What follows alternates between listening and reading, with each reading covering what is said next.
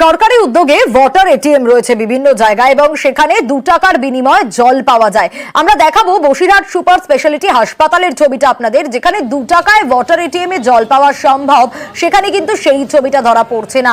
বেআইনি ভাবে জল বিক্রি হচ্ছে, কিন্তু প্রশ্ন স্বাভাবিকভাবে উঠছে, কারা এই জল বিক্রি করছেন, কেনই বা করছেন? আগেই শোনাবো রোগীর পরিজনরা, তারা ঠিক কি বলছেন, কারণ তারাই সবচেয়ে বেশি সমস্যায় পড়েছেন, ভুক্তভোগী তারা। শুনুন।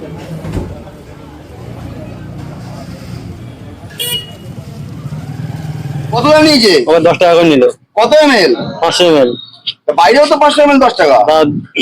হ্যাঁ, এখানে তো 2 টাকা করে লিটার বিক্রি হওয়ার কথা সরকারি নিয়ম, কিন্তু আমার কাছে 10 টাকা নিল, বলে 10 টাকা লাগবে। কত নিল? 10 টাকা। হ্যাঁ 10 টাকা। এটা তো সরকারি একটা জায়গা, এখান থেকে জল 10 টাকা দিয়ে কিনলেন কেন? আর ঠিক এখান থেকেই প্রশ্ন উঠছে যে এই ওয়াটার এটিএম, সরকারি উদ্যোগে তো এই ওয়াটার এটিএম গুলো, যেখানে মাত্র 2 টাকার বিনিময়ে জল পাওয়া সম্ভব, সাধারণ মানুষের কথা ভেবে এই কাজ করা হয়েছে, সেখানেই এ ধরনের ঘটনা কিভাবে, কারা এই কাজ করছেন? বসিরহাট জেলা হাসপাতালের ছবিটা আপনাদের দেখাচ্ছি, যেখানে ওয়াটার এটিএম থেকেই কিন্তু জল নিচ্ছেন, কিন্তু বেশি দামে জল কিনতে হচ্ছে, বেশি দামে জল বিক্রি করছেন কারা, কেনই বা করছেন? স্বাভাবিকভাবে এই প্রশ্নগুলো উঠতে শুরু করেছে। এই ওয়াটার এটিএম এ অন্য কোম্পানির জল বিক্রির অভিযোগ উঠে আসছে এবং অনুমতি ছাড়াই জল বিক্রি, এমনটা স্বীকারও করে নেওয়া হয়েছে এটিএম কর্মীর তরফ থেকে। কিন্তু কেন, কি কারণ, কারা এই কাজ করছে? অনুপম জানাবেন আমাদের। অনুপম, সরকারি উদ্যোগে এই ওয়াটার এটিএম গুলো সাধারণ মানুষের কথা ভেবে, যাতে তাদের সুবিধে হয়, কম পয়সায় তারা একটা ঠিকঠাক জল খেতে পারে, সেই জায়গায় কারা এই কাজগুলো করছে, কতদিন ধরে করছে, কেনই বা করছে?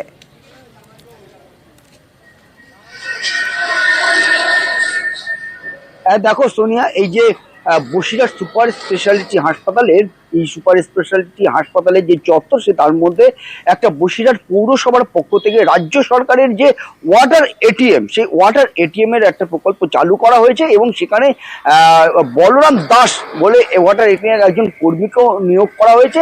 এই কারণে যে সেখানে যেসব রোগীর আত্মীয় পরিজনরা আসবে, যে সাধারণ মানুষ যারা আসবে, তারা 2 টাকার বিনিময়ে তারা পরিশুদ্ধ জল তারা নিতে পারবে এবং খেতে পারবে।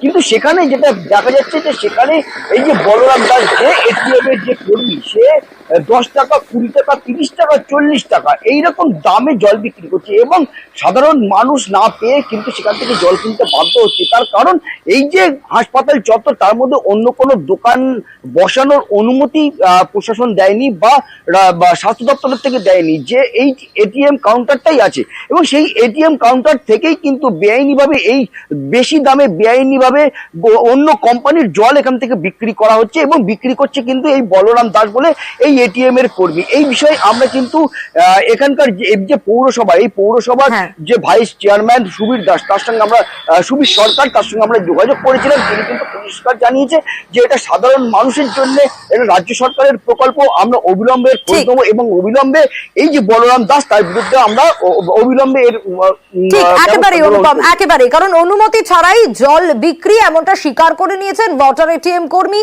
অন্যদিকে বেআইনি ব্যবসা বন্ধের আশ্বাস দেওয়া হয়েছে পুরসভার তরফ থেকে। আপনাকে এখানে বিক্রি করার জল আর বিক্রি করার পারমিশন কে দিয়েছে?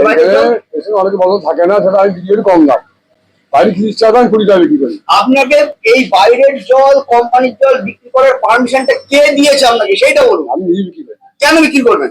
2 টাকা কম দামে বিক্রি করি, অনেকে বন্ধ থাকে না। আপনি বিক্রি করবেন যেটা সরকারি 2 টাকা লিটার, সেটা বিক্রি করবেন। আপনি এখানে 20 টাকা, 30 টাকা, 40 টাকা জল বিক্রি করছেন না? অনেকে বন্ধ থাকে, সেটা আমি বিক্রি করি। ইউমাই জানেন না? হ্যাঁ, তা আপনি না জানিয়ে বিক্রি করছেন কেন? বিক্রি কম দাম, হ্যাঁ, কম দামে বিক্রি করি।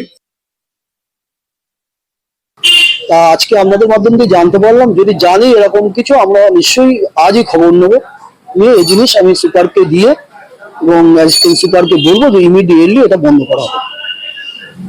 সাধারণ মানুষ 2 টাকায়, যেটা মমতা বন্দ্যোপাধ্যায় বিশুদ্ধ পানীয় জল দিয়েছে, যেন সেই জলটাই সে ওখানে বসেই দেয় লোককে।